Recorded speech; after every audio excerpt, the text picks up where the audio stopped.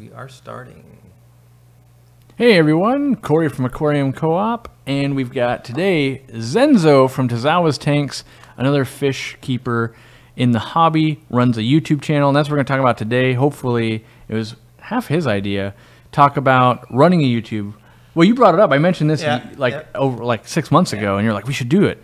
And bring up topics that we can get the perspective of, like, at 160,000 subscribers and 5,000 subscribers, roughly. So yeah, Tazawa's Tanks, make sure you check out the channel, because that's going to put context to everything you say.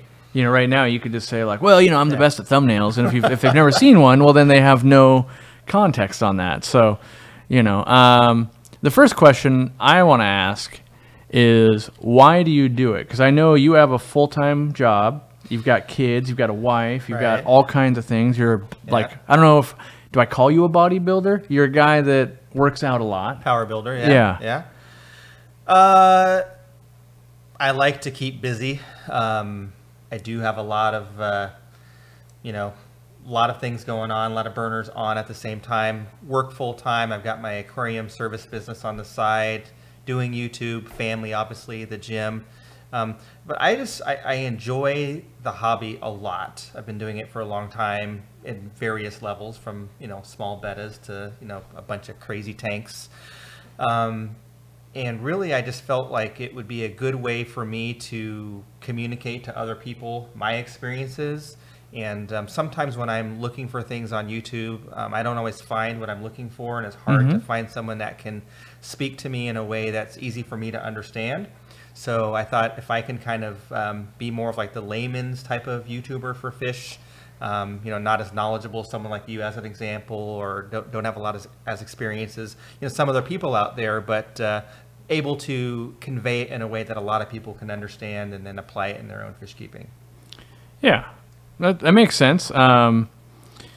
So I'm trying to think of how to phrase, like, at the beginning when you started, what's the family thing? Like, is the family like, don't ever put me on camera, don't, you know, or like, or do you protect the family from the camera, or, you know, that, because like obviously for me it's a whole family thing. They're like, oh, I have to go shoot YouTube videos, and at first it's like, do you have to? Right.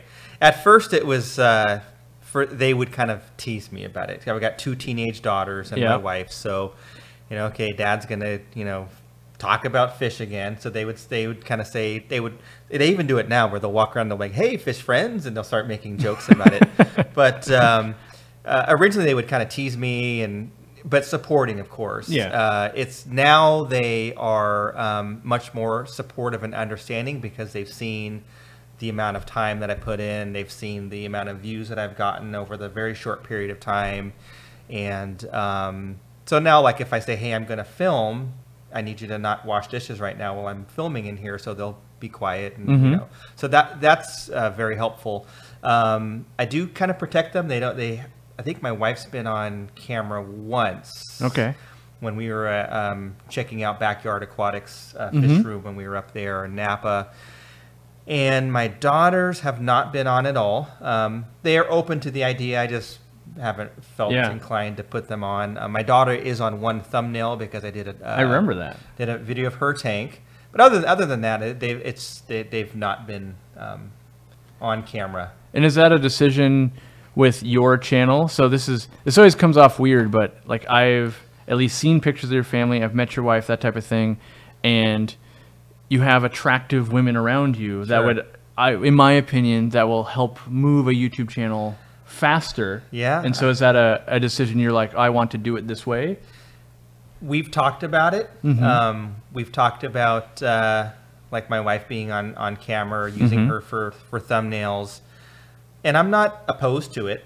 Okay. I just feel, there we go, squeaking a little bit closer. Sorry. I just feel like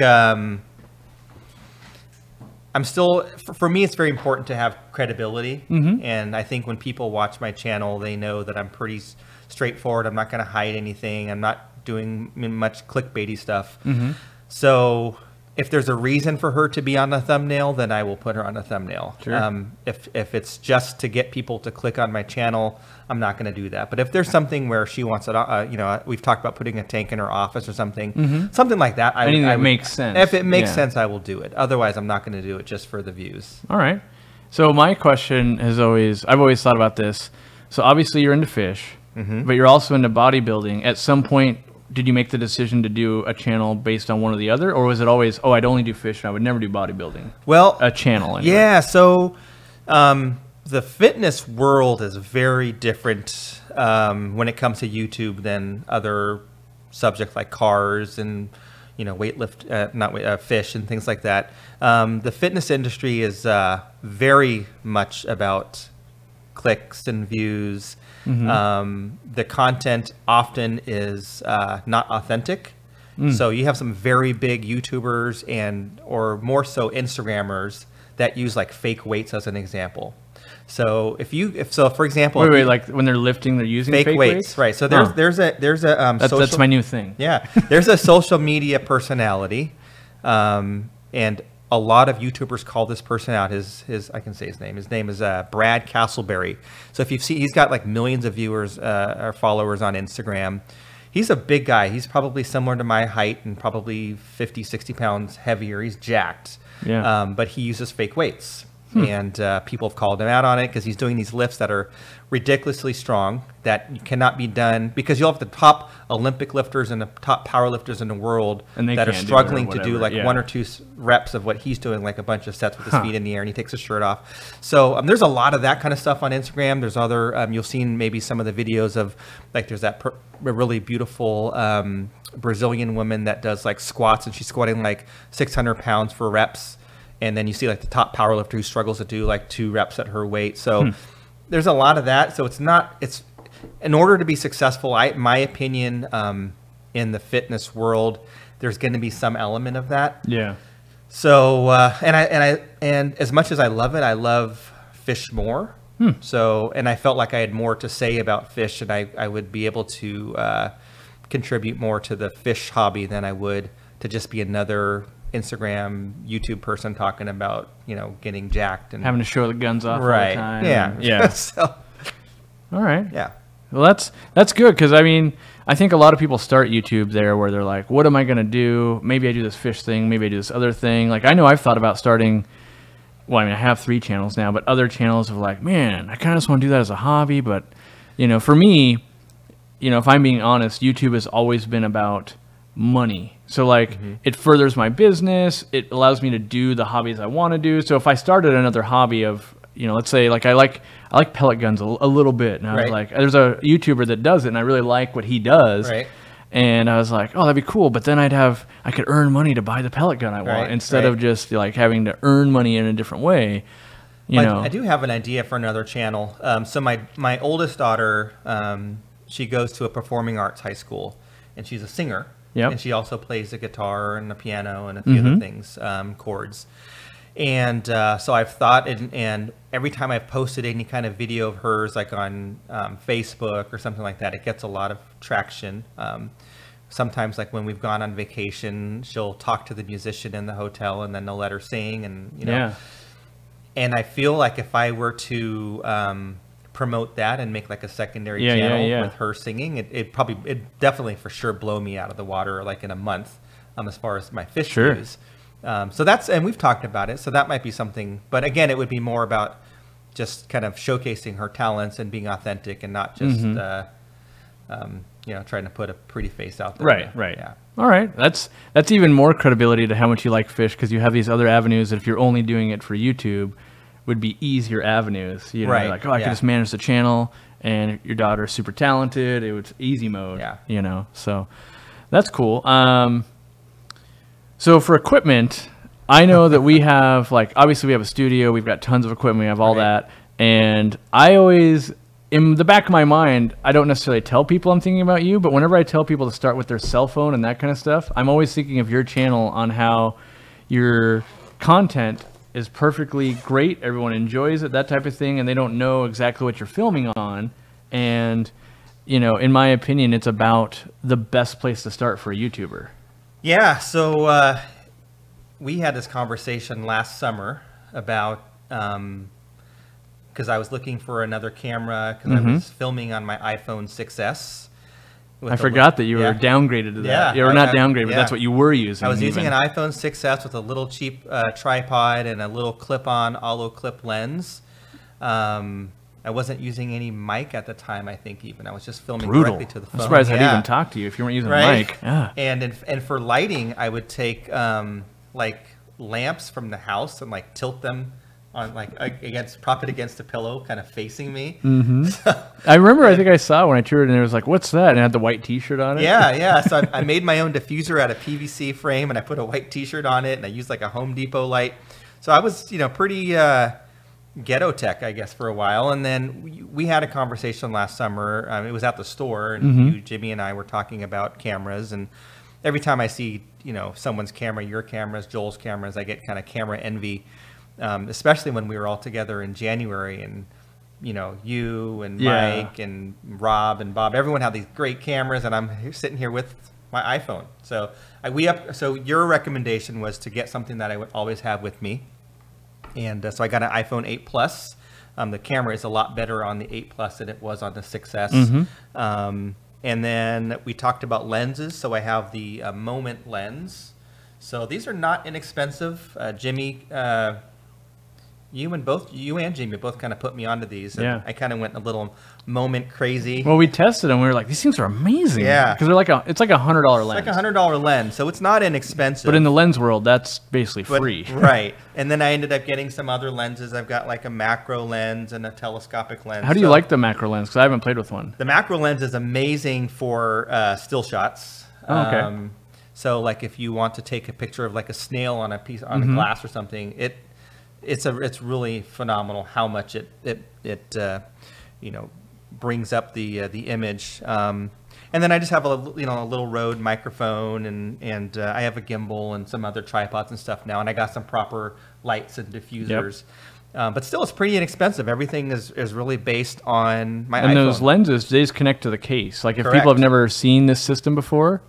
Yeah, so it's just a case, and I think the case costs around $30-something bucks or something, just like any phone case. And then you buy the lens, and then so this is all, the case stays on all the time. And then if I want to film or take a photo, I just take whatever lens I'm going to use, line it up in the hole, take off the cover, and then I've got a pretty decent camera. The lenses are pretty heavy too, so it's it does add weight. Yeah, they're made locally actually here in Washington. And there's some other manufacturers as well, but the Moment ones, their system tends to always work, where like some other ones, like, oh, that doesn't fit the case. And if you're going with several different brands, you can all of a sudden you're having to switch phone cases, and it's meant to all work together. Yeah. How much do you think you're into that system? So like, not the phone, like I always tell people, like, you probably own a cell phone. Right. You probably do. So at that point, with the other equipment, the add-ons to make it so you can do this channel. Yeah, minus the phone, I would say you only need one lens, and I would get the wide-angle lens. It's like $99. You're going to need the case, but you're going to need a phone case anyway, so let's forget that. So $99 for the lens. The microphone, I think, is around $60. Yeah, I think so. Right around there. It comes with a dead cat, like a windsock if you're outside. You have to buy the little adapter to make it plug into your phone if you have the newer models that don't have the microphone jack. But that's about it, really. And I think that gimbal really helps. The gimbal helps, yeah. And the gimbals are inexpensive now. I mean, you can get. I've got the Zhiyun Smooth Q. Yeah. I think they're like $99 now on Amazon or anywhere. I know that. Who's the other one that makes the? Who's the other gimbal company? There's DJI. Yeah, DJI. Osmos. So they have the new one that's pretty inexpensive. It's like $130. I bought that one. It shipped me dead. I had to send it back. I wanted to use it for China, and I didn't get to bring it. So the gimbal's great. It packs well. So all of these things are pretty small and lightweight. So here's the little case. So yeah, because you guys don't know, he travels all the time for work, and he needed a setup that wasn't 80 pounds and hard to get through airports and. Yeah, so if you've seen some of the videos of me walking through the airport, for example, like when I was up here last time, I'm just walking through the airport holding the gimbal in my hand, and I took it when I went to the aquatic experience, walking through the whole show with a gimbal and the phone attached. So so if you wanted to, you know, kind of go all out with your phone, you could have your lens for $100, a microphone for $60.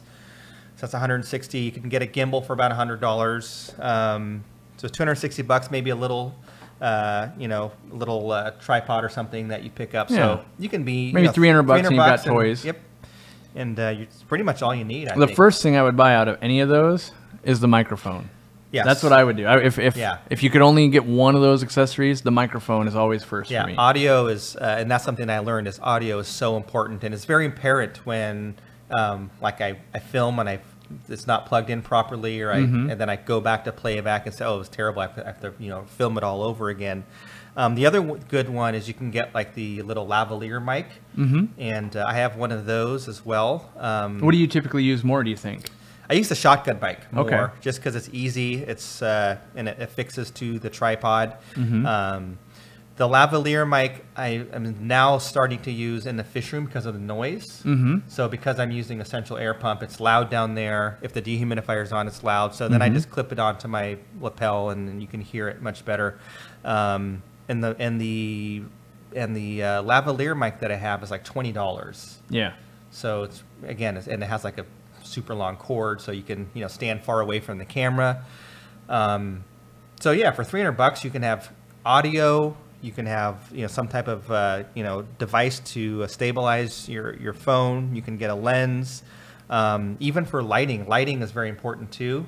So just using some Home Depot lights or a lamp and a t-shirt, you know, if you don't have the budget, it works. I mean, for the first, you know, year or so, I was just, you know, making up things. And now I bought like the Amazon kit with the umbrellas and the whole thing. And even that was pretty inexpensive. So you can have a pretty good setup, and it's never going to be as good as a mirrorless or a DSLR, but I think for 90% of, you know, what you want to do on YouTube, it works well. Well, I think, you know, so what I really like about cell phones is everyone pretty much already owns one, and like, so you have all of that equipment, and if a better iPhone comes out and you upgrade to it, all that equipment except for the case still works for it. Correct. So that's a huge bonus.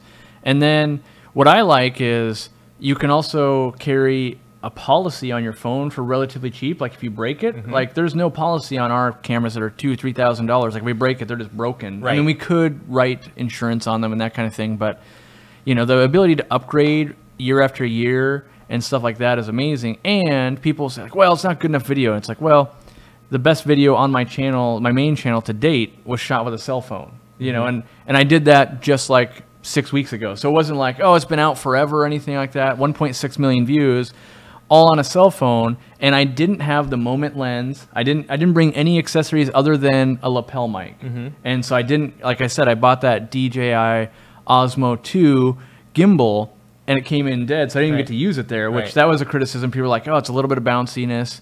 And then the, you know, it just worked well, and they let me shoot. That was the other thing, is you will be allowed to use a cell phone in way more places than a bigger camera. A bigger camera is like, wait, what's going on? Right. The cell phone, you're just like, can I take a little picture? Right. And they're like, yeah, whatever. It's not intimidating. Yeah. It's very easy to use. And for subjects, like a giant camera and all this equipment, they're like, you see them sweating under it. But if they're like, oh, let's just do a little thing, it seems way more low key. It is very low key, and I would also recommend, if you are going to use a cell phone, in my experience, especially with Apple, is to not use the Apple, the iOS video, but to buy. Yeah, what app do you use? I use Film Mic Pro. Film Mic Pro, okay. Yeah, so and it's just like $20. But it does one time so much one time. Okay. And it does so much more than the iOS this app, or that's the photo system can use. So I can't go through all the technical things, but it's just so much better. It does auto white balance. You can adjust the color. You can adjust so many different views and angles and speeds. You can change the speed a lot more than you can just on the basic. You can shoot flat. So yeah, it's a great. And so I consider you as like a and this is not meant to be a put down because I'm the same way. I have Jimmy to do all my crazy good stuff, right? But I'm a minimal user, and I'm trying to always just make things easier. And so you think you set those options, and then it's just like it's just better. Yeah, okay. Yeah, you set them and save. So, like both of you told me to shoot in 60 frames per second, right? So then I created a setting at 60 frames per second, and then I just save it as fish. I just named it titled to fish. So every time I want to shoot fish, I always hit that setting, and then it's already set. If I do slow-mo, then I can make a slow-mo setting. But yeah, it's again, for $20, it does so much more than the iPhone and then the video itself, are you still editing on the iPhone? Nice. Yeah, so Father's Day is coming up. I told my family I only want Apple gift cards. Okay. Same for my birthday. Yep. And same for Christmas or whatever. So I can get. I'm gonna buy a MacBook Pro. I think is what I'm gonna eventually. And maybe switch to Final Cut. Or are you gonna go with iMovie still? I mean, iMovie's good. I might stay with iMovie. Okay. But so right now I'm using the iOS iMovie on my phone. So I film on my phone with Filmic Pro. And then I will then transfer those clips to iMovie and then do all the editing in iMovie. Yep. And then I plug my phone into my laptop, and then I'll do all the tags and everything on the laptop and upload from there from the laptop. So that's a good point about the cell phone. So like, take a $2,000 camera. You can't. Well, some cameras you can, but most cameras you won't be able to have editing software, and that's the whole thing. Is like, the little package that it carries around does it all. Right. Because technically you can upload even from the phone, and you can do everything just from the phone. So I could theoretically film today, edit while we're sitting here, and then connect to Wi-Fi and upload it without having to touch a computer. Yeah. Like it's the typing and stuff's a little bit bulky, but the fact that you can do that, that's why I always tell people start with a cell phone. It's so versatile. And I think you'll end up, for me, and if you're if you're really into cameras and you're very comfortable using cameras, I think that's very easy for someone to just pick up a DSLR and start doing it. For me, I'm not as techy. It's a little intimidating also to say, okay, well, now I got to film with this and figure out how to use it, and then I got to put it on the SD card and transfer it to here. But I think for so many people, if you're used to using your phone, you'll probably film more often because it's always right there versus having to get out your camera equipment and get set up and because I don't always need to put everything on the phone. Sometimes I just attach the lens like I did earlier today, and I'll just walk around and hold the phone and take some footage and Yeah, so that's the other thing I like is that cell phones are continually updating and getting better. Whether it's just from the cell phone or apps, you just there's more stuff happening where with cameras, you buy a camera and you're pretty much just stuck with what that camera can do. Right. But 2 years from today, there might be an app that actually makes your phone that's 2 years old better. Right. And better workflow and all that. So that's why, like, me and Jimmy both, we shoot a lot of stuff on our phone, even though we have cameras and that kind of stuff. Sometimes it just makes sense, especially for Instagram and other platforms. It's just better. Like, so let's say this is a $2,000 camera right here, and it's wicked good focus, and it does all the bells and whistles I need. I use this to shoot my unboxings. But if I want to make an Instagram video, it shoots very wide angle. Right. And when you you have to basically crop it. And when you're filming, you're not realizing like, oh, that was too much to the right or left. It's going to get cropped out. So then you have to move the whole frame, and it makes making an Instagram video with this ridiculously hard. So that's why I always shoot that kind of stuff with my phone in vertical, and then it's just one button and we're done. Right. So it's, the phone still gets used on a daily basis, even at a channel that's at 150K plus. And I would say that going mobile, that's another thing. Like all these cameras, it's not that they can't go mobile, but we were looking into it, and to take this camera or some of the other high-end cameras we have mobile and live stream, it's a $1,000 device, and then you need 2 backup connections. So it's like, oh, now it's a $1,500 investment with and more stuff to carry. Oh, my phone can do that. Yeah, exactly. It's a whole nother box we got to carry and do things, and so it's people always ask, what's the cheap camera? And in my opinion, the cell phone is the cheap camera. Yeah, it is, because almost everybody has one, and even though I pine after all of your cameras and I want one, I think I'm gonna try to stick with my iPhone platform for as long as I can. I'm trying to be you. Like Jimmy, it kills Jimmy, but I'm like, no, I just want to carry a small device. That's all I want to do, because I don't want to be weighed down by all the extra stuff. And even right now, we're buying different cameras for Peru. It's like, well, I don't want $10,000 worth of equipment to accidentally fall into the river, you know, and that or get stolen. Like that's the thing they said in Lima when you first land. They're like, don't even take a camera out of your pockets. Someone's going to steal it. If you're like not in the airport, but out. If you go out, they'll follow you. And you're going to get mugged for a camera. And so, and I've run into that multiple places, not just Peru, even in Germany and stuff. You start going to some of these back alleys, and you're just like, leave everything in the backpacks. We don't need to be advertising. We've got stuff. But everyone has a phone, so it's less. You're less likely to be. And people, you know, from away, you're just like, it's a phone. Maybe it's a $200 phone. Maybe it's a $1,000 phone. But a big camera, even if it's an old camera, not worth very much. If people don't know, it could be worth a lot. Right. And so there's actually a YouTuber that has over 1 million subscribers, and he films every week on an iPhone. Perfect. With like some inexpensive lavalier mic, and from watching his videos, it looks like they're edited on iMovie. Yeah. Yeah. He does, and he does car videos. So. But yeah, I mean, he's just... I would believe it. I mean, so on this channel, the videos that have come out, like we did some from China and we do that kind of stuff. It's been filmed on very inexpensive cameras, and then I use PC software, Wondershare. It's $40 for like a lifelong thing. You buy the license, and it's very raw, and it works. So I guess what I'm trying to say is, it's not the equipment. Like, I can use $10,000 worth of equipment. The content is either good or it isn't. Right. You know, horrible equipment can make good content worse, but it's still good content. Yeah. You know, and audio is the biggest culprit of that. Of like, you know, I could be interviewing the president, but if it's 1 million people around, no one can hear it. It's completely useless. Right. Yeah. You know, so the audio, even though video, you could be like, oh, it's kind of pixelated, but if the audio is crystal clear, no one would care. Yeah, I would say audio #1. Then lighting would be number 2, especially with a cell phone, because the aperture is not as good, so it doesn't work in low light situations as well. Yeah. And then you just have to be creative. So if you don't have a bunch of expensive lights, can you position yourself where you're facing a window? Natural light is a great way. Interview someone outside instead of indoors. Exactly, outside. You get a little more outside noise, but then you get all that free light. Right. And then if you have a good mic, then it's still okay. Yeah. And what people, like the layman, might not understand is that the more light you have, the easier it is for a camera to autofocus, and the less it has to struggle. So in low light, that's where it gets really pixelated, because it's really struggling to even see what it's trying to see.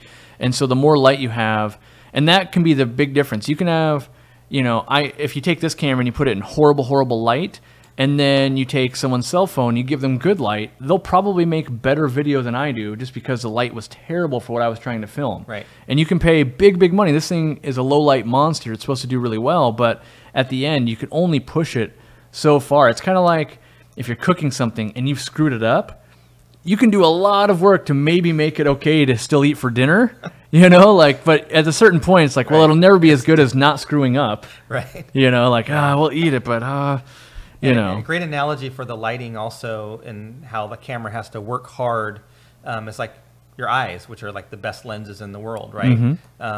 If you're trying to see something in the dark, you're straining and it's hard to see and focus on something. But obviously, if you're in a well-lit area, it's very easy to see, to pick up the image you're trying to see. Yeah.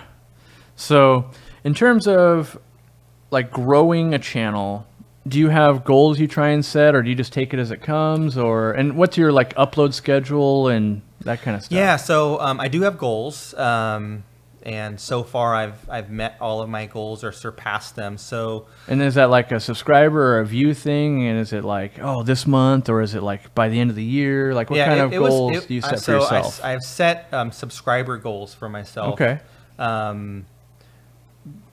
Time-wise, so last April, when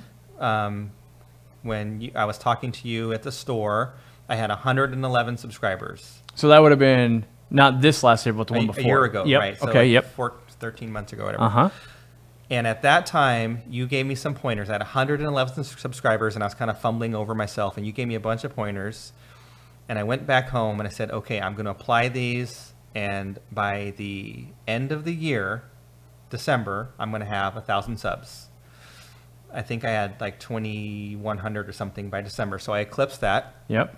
And then the next goal that I had is by the end of this year, I wanted to have 5,000. Okay. So I'm at 5,400 or something now. So I've eclipsed that. So I always I set goals for myself that are realistic. And it's hard because sometimes I'll have a video that I don't think will do well, and it just does really well, and I get like 500 Right, you subs get from super it. lucky. Yep. And like, for example, I did a video where I went to Home Depot and I bought these plastic 55-gallon plastic bins that I use for grow out. Yeah. And the video was about, and I got one for free because I couldn't find the lids. So I got these 2 bins for $20, 110 gallons for $20. So I made a video about it. It was kind of clickbaity, I guess the thumbnail was, saying I got 110 gallons worth of fish tanks for $20, which was kind of true. But that's the game. Is Right. like, you still, the whole video is basically about that. It still held fish and everything. Right. Yeah. And so anyway, so that video took off for some reason, and I got a ton of subs out of it. So I wouldn't have known that video would have done so well. But I think for my medium-term goals, I want to get to 10,000 subs. Get that community page. Get the community page, and it's a nice number. It kind of it's a nice target. Time-wise, if I can hit that by the end of the year, that'd be great. But I'm just trying to work hard to get there. As far as my upload schedule, it's hard because I do have all those. You've other got a lot of balls stuff in going here, on. right? And that's the perfect reason why I have him here. Is like, if anyone's saying they don't have time, you need to talk to Zenzo. You need to follow Zenzo for 2 days and be like, oh, I have all the time in the world compared to Zenzo. Yeah. So it's hard. So I've been really consistent, and this was one of your things that you said, is be consistent. Is I film, I upload 2 videos a week, Wednesdays and Sundays, and I've held to that since last summer. I've stuck to that schedule, and it isn't always easy, and sometimes it's down to the wire where and I had certain times where I schedule them to be released, and sometimes I haven't hit that 6 o'clock hour, so it comes out at 8 a.m. instead of 6 a.m. kind of a thing. But I've hit every day, and the main thing is just to know what I'm going to talk about and to find time to film, and then find time to edit and do all the work to upload it, because the filming is actually the easiest part for me. For me to set up my camera, and especially because it's a phone. And you've made it easy for that right, part. I made it easy, set up the lights. I can film a video in 20 minutes, but then I got to make the thumbnail, and I have to make sure I have a good thumbnail, and I have to figure out how to take a photo for the thumbnail and edit the thumbnail, and I have to think about what I'm going to write about, and so that stuff takes like 3 times as long as filming. It could take me an hour to it's all the prep, all the other stuff. So so if you do that a couple times a week, it's 3 hours sometimes, but so it isn't easy, but I think if you are consistent and you stick to a schedule and know the time that it takes to to release something, you can attain it. Yeah. So let's say you hit 10,000 subs and you're making some money. What's the goal out of the YouTube channel? Is it to like, oh, I want to have 100,000 subs and then I want to travel and do stuff? Is it I just want to keep doing exactly what I'm doing? Like, if your goal is just to get information out, you can pretty much do that forever. Yeah, I think long term, it would be nice to where YouTube is supplying enough income to where I can maybe, change careers a little bit and do something that's a little bit more home based. I'm not on the road all the time. Right. That'd be good. I'm maybe not making as much money work wise, but then, YouTube would supplement so I can still do something that I really care about. Obviously, as I get older, I'm not going to be, spending as much time, lifting weights and stuff like that. So, I potentially could have more time to spend on fish and filming and branching out and doing other YouTube stuff. I haven't really set it's hard for me at 5,000 subs and a year ago having 100 subs to think about 100,000. It's so far away, right? I think for me, even 10,000, if someone said to me a year ago, if you said a year ago when I had 111 subs that I could have 10,000 in a year and a half, I was like, no way, it's impossible, right? So yeah, I mean, I think that would be that would be phenomenal. But you know, I think my goal is just to continue. I just want to enjoy doing it. I think if it becomes to where I'm stressed about it, I'm not enjoying. I definitely have been there. Having to put out 3 or 4 videos a week. That's tough. For a while, we were putting out 8 between 2 channels a week, and it was a grind. Me and Jimmy were both grinding downwards. Yeah. So I think, you know, 2 videos a week is sustainable for me at my level. And you know, most of my videos are 10 minutes or less, so they're not super lengthy. Yeah. And it's manageable. So that's a good question. Do you think, like, a lot of higher end YouTubers, not higher end, bigger YouTubers think about this a lot. I'm interested to know if a smaller YouTuber thinks about this. Do you consider like video length? Like, because at 10 minutes you can put a second ad in or multiple ads, whereas under 10 minutes you can only ever have the one. I don't think about the ads. I think about the viewer retention, and how my own attention is. So if I'm watching a video, unless it's something that's really intriguing and I'm just like glued to it and I've never seen something like this before, I'm probably not going to watch a 15 or 20 minute video. Yeah. I'll listen to one. So like if it's a real fish talk episode or something, I'll sit there with my headphones on while I'm cleaning tanks and I'll listen for a couple hours. That's great. But if I'm going to sit there and have to watch something, I just don't have the attention span or the time to just dedicate to sitting. So I think a lot of people nowadays, with all the different distractions and all the different ways of getting information and all the different ways of entertaining ourselves, it's hard to capture someone's attention for a long time.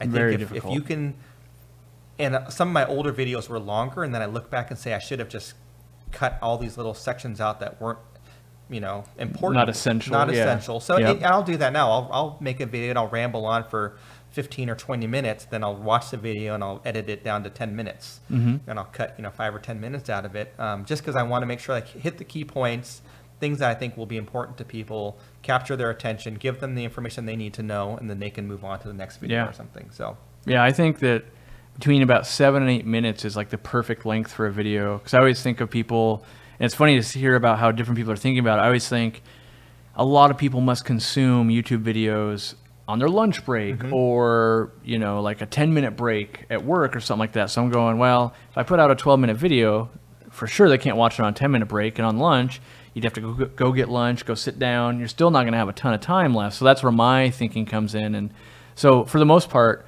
we just let videos fall where they fall. So whether it's 7 minutes, 11 minutes, okay, that's not true. If it's super long, we'll cut it back. But we don't, like, you can definitely go like, oh, it's 9 minutes. We could probably find a way to bump this up to 10 if we really put a bunch of filler in there. But I do believe that just makes the overall experience worse. We will make more money on it. Well, that's not true. In one mind, you think you're making more money, but if less people watch it, you're probably making the same amount of money, but the people that did watch it got a worse experience. Or they're just, after 7 minutes, they're clicking onto the next video. And so you're not getting that extra advertisement anyway, or money. And so that's one thing I wanted to bring up today is the money aspect, because I think a lot of people, they have no idea. Like, if you're not a YouTuber, you don't know how much people are making. If you are a YouTuber, and let's say you had 111 subs, you probably had no idea what someone's making at 5,000 subs or 150,000 subs. So, like on my channel, on the main channel, we've got 160,000 people, and we got about 3 million views a month currently. We go somewhere between 5,500 and 6,000 a month in terms of revenue. Now, remember, there's taxes on there, there's editors, there's equipment, there's travel costs, and there's all that kind of stuff. But if you found a way to have that many views from only your fish room or something, like that's more than a full-time job for a lot of people. Like that's really, really good money.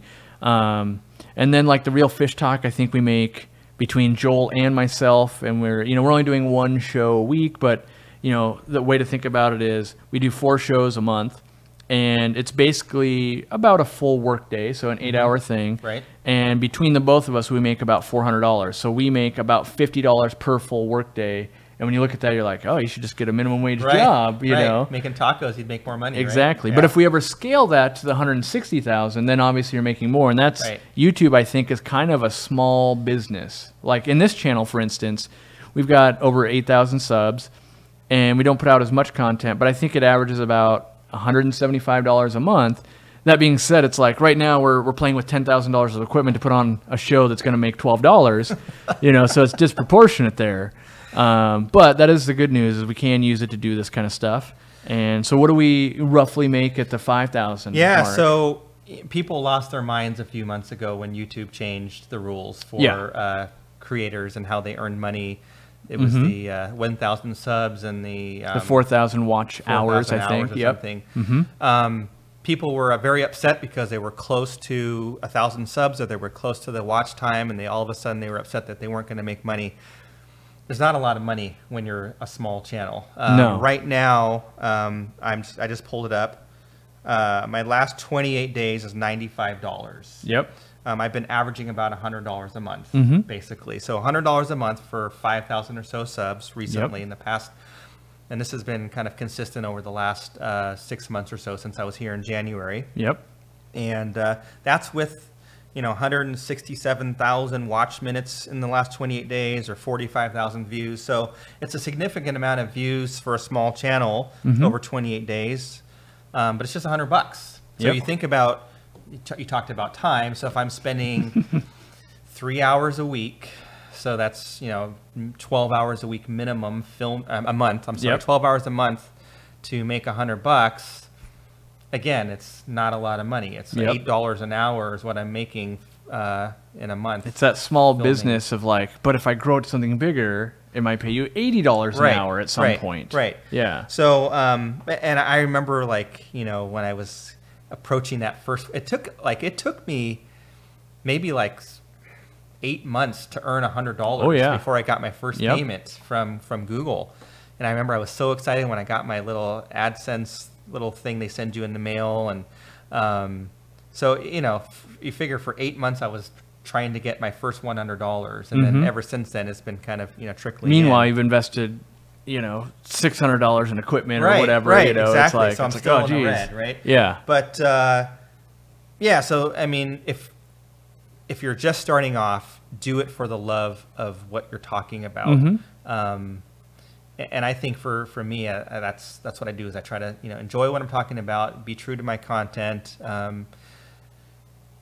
Eventually it'll pan out and hopefully I can make some money from it. But again, even for someone that's filming twice a week and putting in all this work, coming to the Real Fish Talk and doing all these things, $100 a month is, kind of. Yeah, that's the hardest part. Is it's really fun in the beginning, your first 30 videos, because you're full of all these ideas and you're super jazzed about it. And then like me, and we're at video 700, and it's like, well, what are we going to talk about now? And it's a lot harder. Like, yes, I make more money from the videos, but it actually gets harder. You're like, oh, I've done that. Okay. And it's like now when we go to shoot, if we're let's say we're going to shoot just feeding the 800-gallon aquarium, it's a 3-minute video. I'll tell Jimmy to start setting up an hour before I even come out to the studio, because we're going to set up cameras, we got to do mic checks, we got to do all these things. And then he'll, edit for another 8 hours. And that's when you start going like, whoa, okay, yeah, we're making $20 an hour, but it's like, oh, we got to put a lot of hours in. Right. And, but that's the dream. Like the goal is like you get to that point of like, oh, wow, we're doing it. And so we do consider ourselves lucky for sure. And, hopefully it gets bigger and better. What I do like about YouTube is the residual income.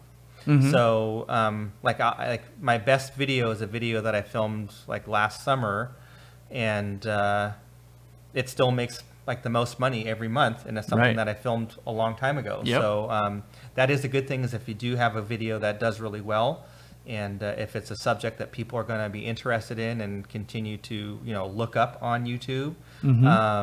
So somehow I put in the right tags and the right keywords. You won the YouTube lottery.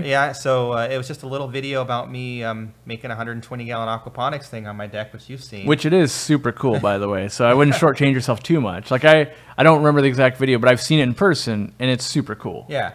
And so that video still makes me the most money every month. And do you know what it makes you roughly? Is like, I get $12 a month, or I could pull it up. Because we've got some videos like that where it's like, sweet, we make $40. You do have to, it's like any other business. If we just stop making videos, after a month or two, the views will just drop off altogether, even on the videos that really did well. Like YouTube doesn't want to keep rewarding people that aren't making content. So it's not a forever thing. It's not like, oh, I'll get that money forever. Yeah, it's last 90 days that video made $38. Wow.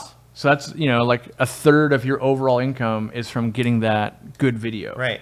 Yeah. So even to this day. Yeah. So even to this day, it's something that I filmed last summer, and it's making me about $10 in a month. Nice. And it's my number 2 video this month. So we've talked a lot about kind of the money aspect. You know, I wanted to bring up, like, I don't really have to deal with it, but I wanted to bring up racism, or at least negative comments, and all the time. You know, like trolls. Yes, there's lots of trolls. You know, has it ever really affected you? Has it gotten to the point, you know, where you open up on a Sunday morning and you're just like, oh, I don't want to film today, or anything like that? No, it hasn't. It hasn't affected me because being a person of color, I've been around that for 40 years, right? Okay. So I've experienced some level of you know, challenges in interacting with people my whole life. So it's nothing new to me.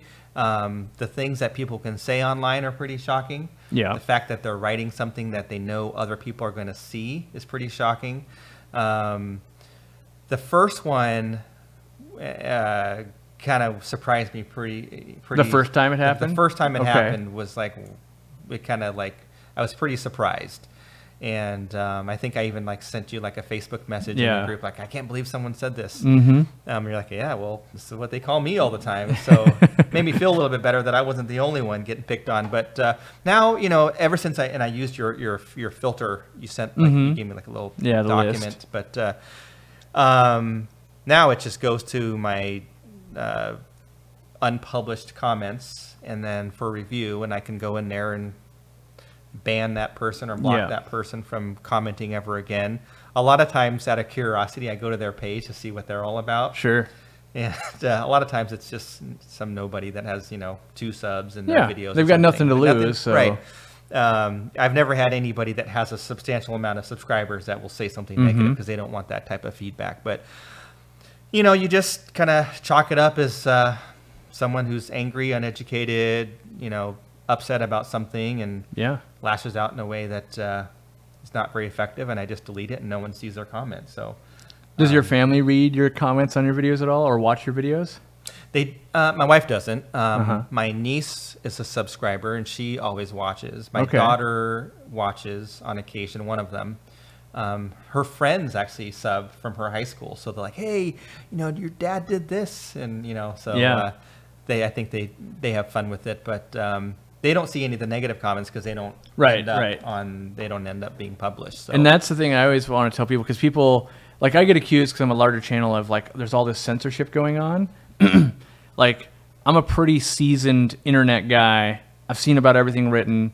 I've seen it all.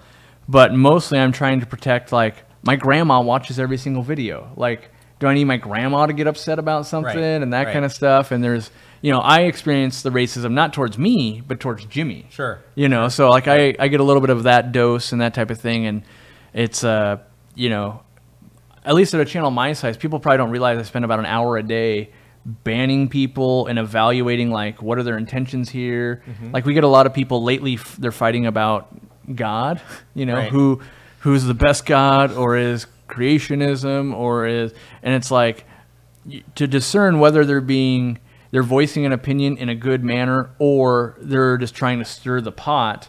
You kind of got to sit there and it gets really hard when you're like, oh, this person's always in the chat. They seem like a nice person, but man, what they're really doing right here does not seem good. Right. You know, so it grows and grows and grows. And, you know, I still am remaining that only I will monitor YouTube because I want to stay connected with people, but most big YouTubers just outsource everything. It's one of the best things I ever did for email, because I will get, I don't want to say depressed, but like, if there's too many bad emails that come in and bad comments, and then you're like, oh, now I got to go film, it'll change the way I am on camera. Right. It won't stop me from filming, but I can, you know, be a little bit like, you know, and when I outsource the email to my employees and that kind of stuff, separating myself at least by one step, not hearing every little complaint. You know what you should do? You know, you should do the video this way. You know, you should do this. Like, it gets to be, you know, too much sometimes. And separating myself really brought a lot of the creative flow back. Like, what are we going to do today, Jimmy? Let's go do something. Instead of, like, you remember, like, yeah, that person really wanted that video, and they've been harassing the crap out of me for 3 weeks now. you know. So yeah, it's I still read every comment. Yeah, I read every comment for sure. Yeah, and I try to respond to as many as possible or like them. And I'm small enough to where I can. If I have 50 comments, that's easy on a video versus 2,000, obviously. But it can weigh on you sometimes, or you think that you talked about something and shared some good information, and then someone tells you that you're stupid and you're wrong and your math is incorrect. And then for me, so sometimes, like, I've had someone comment on a video about, liquid volumes and the ratio of how much prime or safe you're supposed to put in a tank. I know I'm correct because I did the math, and I'm kind of smart enough to make sure the math was correct. And someone will argue about it being wrong, and part of me wants to rebut and say, no, I am correct, and here's the formula. But then I just kind of I've learned to just let it go, ignore, delete, and move on. So someone said, like, really, you spend an hour banning people? And I believe it. Yeah, you got to realize that. So the bigger your channel gets, the more people are leaving tons of comments saying, subscribe to my channel. I just made a new video on this. I just did all this. So there's a lot of that going on. And then there's the lesser amount of people that are just being negative, right? And then there's fights that break out between you guys, right? Like, you don't realize that, like, oh, you guys are rubbing each other the wrong way in chat, and then you're going after each other in the comments because not everyone's seeing all that stuff. But as someone who reads every single comment, you're watching the storms brew, and you're watching what's going on. You're going, oh, geez, these people really need to, like, make up here because they're fighting about something that really does not need to be fought about. And, and it might not be 1 hour every day. It might be 2 hours tomorrow or 3 hours tomorrow. Like, the past 2 days I spent all day with Gary Lang, and we were doing stuff. And Jimmy can attest to this, is how I'd be like, oh, man, now I got to get to the social media. I got like 3 or 4 hours of, like, stuff to probably get through just to get caught up. Because you're sorting through, like, people leaving bad links to pornography or someone linking to something completely relevant to what we're talking about. Like, if someone leaves a comment on this video that says, oh, here's where you buy the Moment lenses. We want to approve that. But if it's a pornography link, we don't want to approve that. And all of them get sorted off to the side. And you got to remember, there's tons of bots going through and that kind of stuff. And so there is a massive amount of work to curate. And I would say this, there's a lot of big YouTubers, not just fish YouTubers, but that just do nothing. Like, go look at some of the biggest YouTubers, and what do you normally get? You get the video posted, a pinned comment, and nothing else. And it's scaled so much, and I don't want to be that. Like, I try to go, all right, I want to spend some time. Let me find the people that either need a question answered or wrote something really thoughtful. I'll respond to that instead of, I don't want to spend all my time just responding with, like, oh, love the video, and then thank you. That's, I appreciate it, and I do read it, but I don't want to use up my time when someone else is having an issue with fish or something else that we can actually resolve, and it's a meaningful thing. The love button is nice too, because you can just quickly acknowledge that you read it and appreciate them without exactly like respond. And it's so nice that you can do that from the app now and that kind of stuff. Like it's been hard to do a lot of this stuff, especially on the go. They've made it really hard, and they still have a lot of room to grow. Like, if someone leaves a comment and I respond and then they leave a comment, it doesn't show up in the comment section well for you. You have to dig to find if they responded, and so there can be a lot going on there, and you feel, at least I feel, like I have to answer these people. Like, it's just like they've taken their time, and they've been respectful, and sometimes, like, oh, this is the third time I've seen them ask that question, and they're really wanting to know this answer, so I better, spend some time. And then I don't want to just give them, I try not to give the super quick answer. I try to go like, okay, well, let's actually solve this. So, yeah, but yes, an hour sounds crazy, but legit, like, Jimmy sees me all the time in the living room, and I'm just sitting there, and he's doing it too, like, and the mods. So the mods also help at least filter the stuff out so not everyone has to see it. And the funny part is, like, so if you go look at our biggest video, which was that China video, there's a bunch of comments about the super rude woman. There's lots of swearing about that woman and all that kind of stuff. And the context, they don't have the context. So first, that's my wife. Second, she actually says, let me get out of the way so that I could film. But what comes out good in the audio, because I was wearing a lapel mic, the only thing that comes out is, get out of the way. You know, so there's a bunch of that. And so obviously it's my #1 video. My family's watching it. Yeah, my family's watching it going, oh, wow, look, it's doing really well. And do I want a ton of comments calling my wife all kinds of names and that kind of stuff? And so it's like there's a lot of stuff that's just misinterpreted and that kind of stuff. And so, you know, there's a lot of time gets spent so that your significant others are protected just like I am. Like, I don't want to read about my wife the whole time either, you know. And they don't know it's my wife because it's not really in the shot very well and that type of thing. And all these people have never seen my channel before. They wouldn't know it's Katie, my wife, you know, but it's, you know, there is some work to be done there. So we're running out of time and I've got good questions to ask. I want to ask you, what part of YouTube do you think you're the worst at? Because when you ask people the best, it's hard to answer because you're like, oh, I don't want to become really good at where do you think you can improve the most in what you're doing? Like, I always know I'm like, yeah, I'm being real lazy about that part. The worst for me is keywords, tags, and SEO stuff. Yep. So how do I get what I feel is a good video out there so people will watch it and YouTube will let people watch it? So I don't even think it's the people, it's YouTube, right? So it's almost like you have to convince YouTube that you have the right content and the right words that people are going to want to watch. You have to convince the robot to put it next to the right videos. And then when the people watch it, if that lines up, it continues to go well. Right. So that's, I think, my biggest area of opportunity to improve. Yeah. I think I'm still, improving on thumbnails. Kind of got the equipment thing sorted out for now. The consistency thing is good. I feel like my content is decent, but I need to learn a lot on how to get it out there. So that's kind of my focus. I think for us, even still, it's thumbnails. Like, because I watch what bigger YouTubers are doing, and I like listen to their conferences and all that kind of stuff, and it opened my eyes up a lot when people that have like 1 million subs, 700,000 subs, where they have 2 to 3 people that their full-time job is just working on thumbnails. Right. So, and that's not just like, well, how do you make it look good? It's, okay, well, and what they do, and this blows my mind, is they'll take 2 thumbnails they think are really good, then they'll run them as ad campaigns on Facebook and just see what people click more. Wow. And then after they run a few $100s through that, they know which one will instantly people are willing to click. Like, so you might put the title and all that, and you can be like, watch this, even though it goes nowhere, what's getting the click?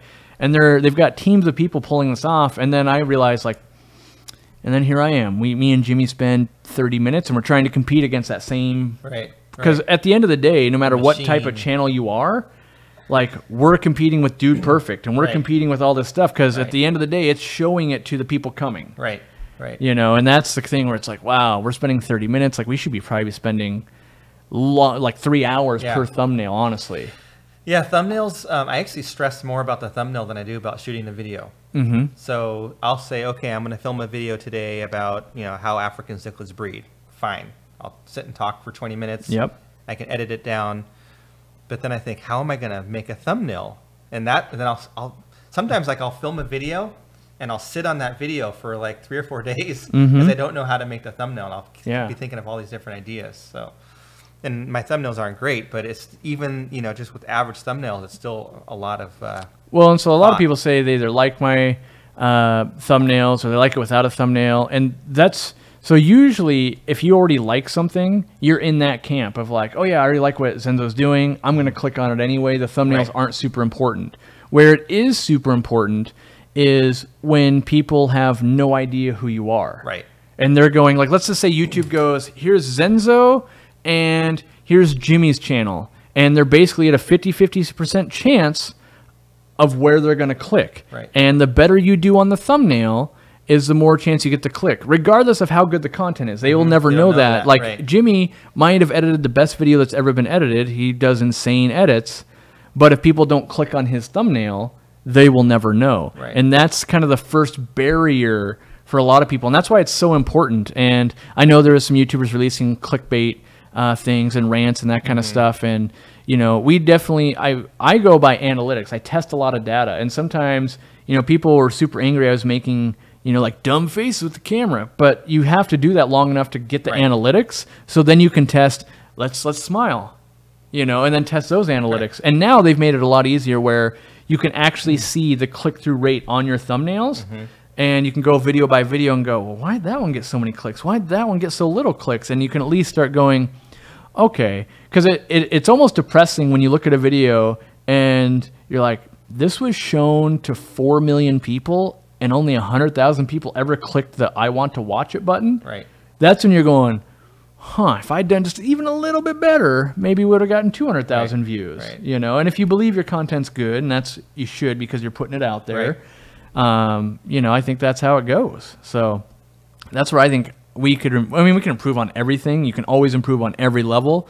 But I think that's where I'm weakest at is the thumbnails of like, oh, we're not doing even close.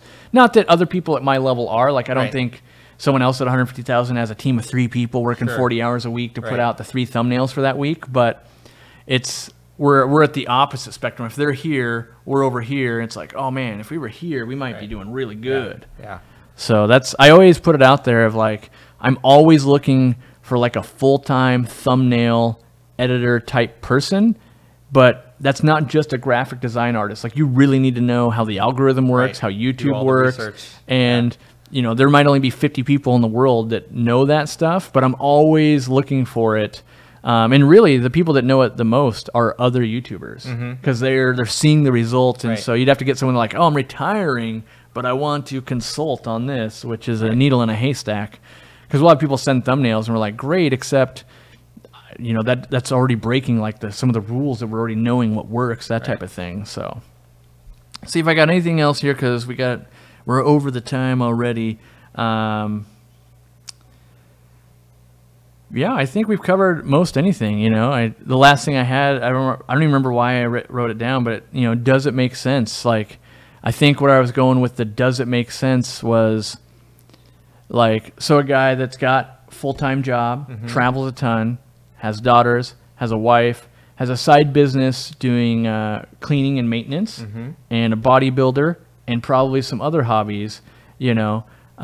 Does it make sense financially to keep doing this?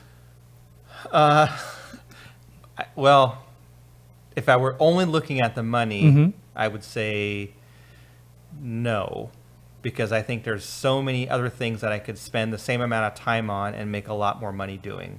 Right. I could, you know, if 12 hours, you know, if I just picked up, you know, 4 more fish tanks of service, I would make more money doing that. I could apply myself to doing something totally different, and it would be more profitable. So I think if you're doing it just for the money, if that's why you're getting into YouTube, it's going to be a challenge. Yeah, can be done. You might get lucky and, you know, have something. I think if you have a huge bankroll, it's easier.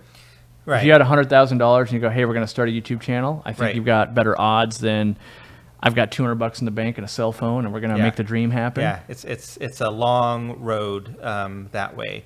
So if I were only in it for the money, I would say it's not worth it. I think it's worth it if you enjoy doing it. If it's a hobby, it's a hobby, right, for me, and it's fun. And I happen to make a little bit of money from it. And as it grows, I'll make more money from it. And as long as I enjoy it and I love it, hopefully I'll make more money. And eventually it obviously will make sense because I'll be, you know, at a level where it's making enough income to say, okay, this is something real. Yeah, that's a good answer. I mean, I'm the same way as like financially, it makes all the sense in the world for me because we have the retail store and we have all those kind of things. So my job has become being on YouTube. But it's funny, the money is not enough. So like making a video and just going, oh, we're going to make $150 to make that video, or we're going to sell a bunch of this, that doesn't get me out of the chair and go to film it. Right. I have to come up with a thing where I think it's actually going to help someone, because I now think with the success I've had with my retail store and online as a social media guy, I could probably go work for someone else and make more money. So if it's just the money, like, oh, I should just go work for this motorcycle brand or that clothing brand and apply all of my knowledge, and they're going to go, yeah, we'll pay you $200,000. Like, you can do this stuff. And so I've got to, you know, in my mind, that's where we relax the schedule a lot, where we're only uploading 2 to 3 videos a week on the main channel, is because I can't find 5 topics I'm passionate about each week anymore. You know, that's the problem. It's hard to come up with good content. I mean, and I think I'm at 150 or 60 videos or something. after a while, you've talked about everything almost, right? So, or at least everything that comes to your mind. Right. You almost have to experience things to go, oh yeah, I should tell people about this. Yeah. Yeah. And I rely a lot on my viewers sending me comments and emails. I even had one viewer call me on my phone this week. Oh wow. Yeah. So I was like, how'd you get my number? Well, it's on your website. I'm like, oh, that's right. Whoa. Yeah. Like, Gonna have to change that now. Everyone's gonna call you after this. They're like, But, hey, what's up, Zenzo? Right. But I lost my train of thought.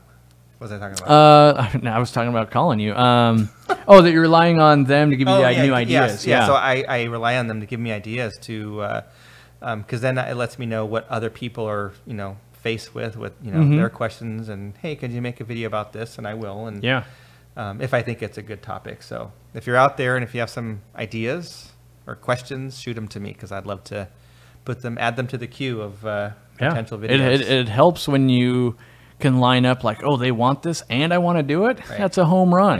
Yeah. So I always keep a list on my phone, a note, and I just again using that phone. Yeah. So I keep a little list of video topics because what I don't want to happen is knowing that I have to have a video released on Wednesday and Tuesday night. I'm thinking, what am I going to film, and not having any idea. So in a perfect world, I would have filmed that video Saturday or Sunday and had planned about it a couple weeks in advance and then had time to edit and make the thumbnail and then load it, and then it comes out Wednesday and I'm already on to the next one. So yeah. So if you guys haven't thrown a like out, give us a like if you enjoyed the show. If you didn't enjoy the show, hey, you can leave a thumbs down. It's all useful information to us.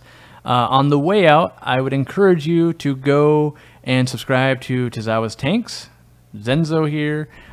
You've gotten a taste of him. Very honest, telling you what's going on. And if you're into that, follow him, watch his videos. That helps, obviously. And hopefully he's providing you information you want to see. And, I already know that probably a lot of change is going to happen because I can think... Is Joe actually... Answer the phone, I'm calling. He's trolling us right now.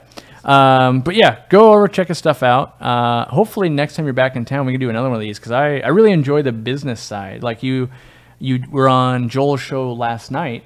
So if you want to see more of him talking about fish, go over to the Corvus Oskin channel, which he's in the chat. And they're talking about fish the whole time primarily. So I want to do something a little different because, all Zenzo all the time. Next time I think we're going to do the workout routine. Yeah. That might be a good one. Prepping for Peru or something. That's right. Yeah. So, thanks for hanging out, guys. I appreciate everyone that hung out. And we've got about an hour before you have to drive back to the airport and fly back out. So it's been a whirlwind trip for him because he came out for business. This isn't like, I got so much money I fly around for YouTube. Right. That's like he's already here. Yeah. And, we're squeezing him in anywhere we can. So hopefully you guys enjoyed. Hopefully I'll rope in other people to talk about their social media. I didn't even get to talk about other social media with you, but that leaves topics for next time. Next time. So. All right. Thanks guys.